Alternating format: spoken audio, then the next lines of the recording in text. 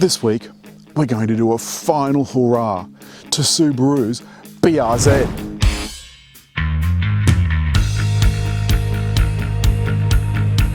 You might be wondering where we are. We're at the base of the Blue Mountains. There's a little bit of a view out here, and that's back out towards Sydney, back out towards the western suburbs. And I'm going to take you in a minute on one of the best driving roads in the country, back up through these tight twists and bends, and that's what this car was made for. But before we do that, let's look at why this car over the last 9 years has been so good. It was released in 2012, debuted in, I think it was around 2009. And since then, this jointly developed project with Toyota has been an absolute classic. More 86s were sold, which is the Toyota version, but this BRZ, I think, looks a little bit nicer. I quite like the name BRZ. There are now 3 models of BRZ, with the BRZ TS being released through the model life of this little coupe. They're all powered by the same engine, which has got a rather modest 152 kilowatts and 212 newton meters. The automatics have slightly less for some strange reason. You can get a 6-speed manual or a 6-speed automatic. The engine itself sits very low in the compartment, and I particularly like these red covers, though there is room in there for a little turbo. The chassis is nice and tight with a little bit of extra bracing, but there's room for even more bracing if you want it. Lighting all round is LED with this smart combination that I think looks particularly sexy. In fact, the whole front of the car looks sexy. And these bonnet humps, you can see from the inside, that give it a Jaguar-esque type feel, as well as the deep ruts in the roof.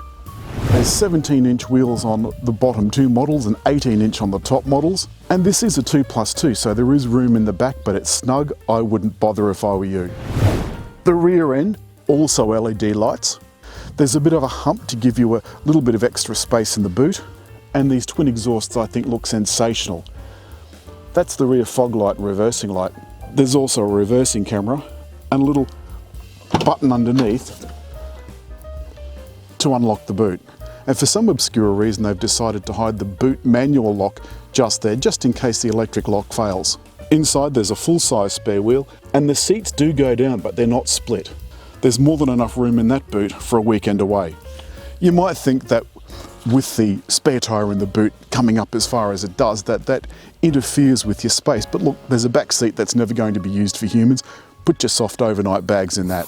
Inside, BRZ remains little changed from when it first started 9 years ago. This is the new generation of sound system, and it actually sounds pretty good. It is brilliant. The dashboard is a simple 3 dials. There's a digital speedo in the middle, some digital information on the right hand side for distance and so forth. This car is only 347 kilometers old. Cruise control is a small lever, and the rest are just fairly simple buttons and dials. Air conditioning is dual zone, and there's a neat row of toggles below. And this is your stop and start button. We do have drive modes after a fashion and some seat heating, and I particularly love the red stitching and this Alcantara upholstery. But above all, just in case you've forgotten, there's BRZ emblazoned across the seats. I like that there's cup holders and a decent place to put some trinkets, plus a place for a bottle holder, which in a car this size is really surprising. You can do all this Apple CarPlay stuff by voice, but last night I went in and planned a trip to where I was picking the car up. Best thing is, all I have to do when I want it is just go into my phone and I can look up all my previous destinations. There is navigation in the car, but CarPlay has made it so easy.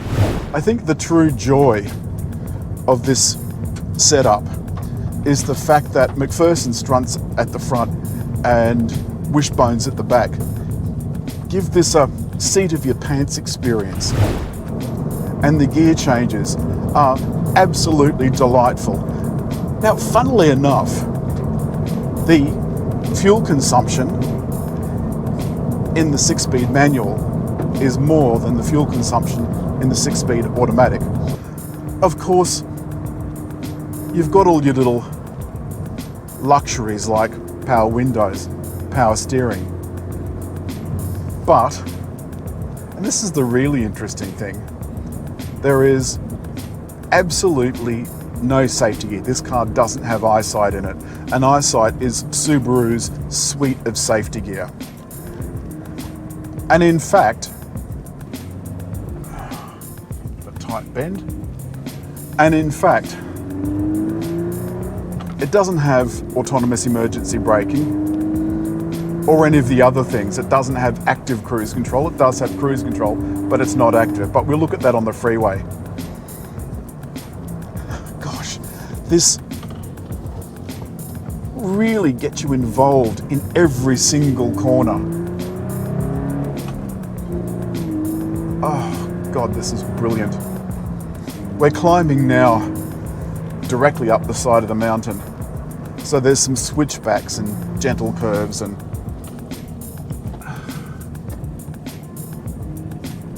it's rewarding, it's engaging, and incredibly sharp. The steering, you feel, is alive, but you can feel everything that's happening through the seat of your pants. And the little engine has this pleasing little burbly gargle.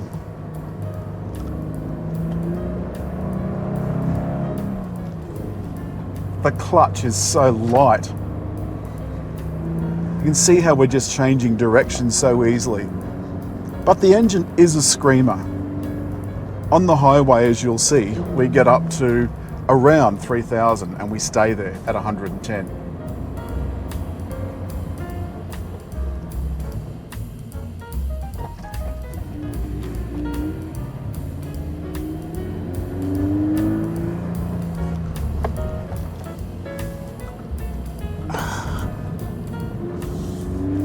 Unlike the rest of the Subarus, BRZ is a rear-wheel drive. And that means that the tail does get a little bit lively. Oh dear, we're behind an Outback doing 40. There's always one, isn't there? So I showed you some tight, twisting bends and how beautiful this sticks to the road. Now this is a graceful, sweeping bend. Admittedly, the speed limit is fairly low, but it just brings a smile to your face. Look at this. Oh God, this is fabulous. Just fabulous. The seats are incredibly supportive. They're firm, absolutely firm, but they're very supportive. We've reached the bottom of the mountains now. We're about to go across the bridge, across the Nepean River. Oh, ears are popped. And then we'll be up to 110. Here we go, 110. Now, at 110, I'm doing 3,000 RPM. And 3,000 RPM it's quite a lot. I'm just going to activate my cruise control, and now my manual cruise control is set. So we're buzzing along quite nicely on the highway.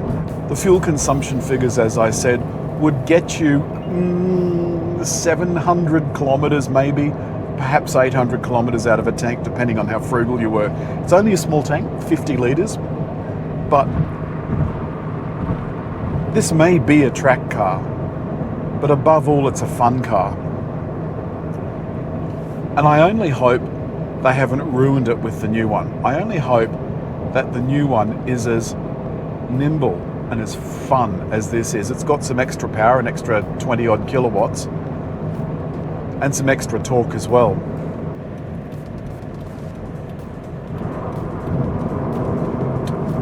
I'll be sorry to see this go.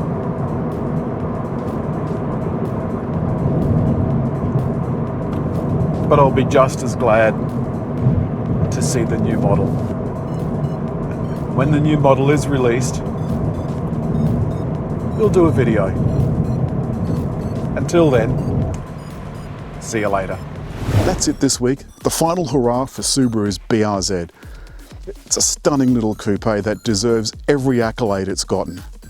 As always, if you've liked the film, hit like, leave a comment, but above all, there to subscribe.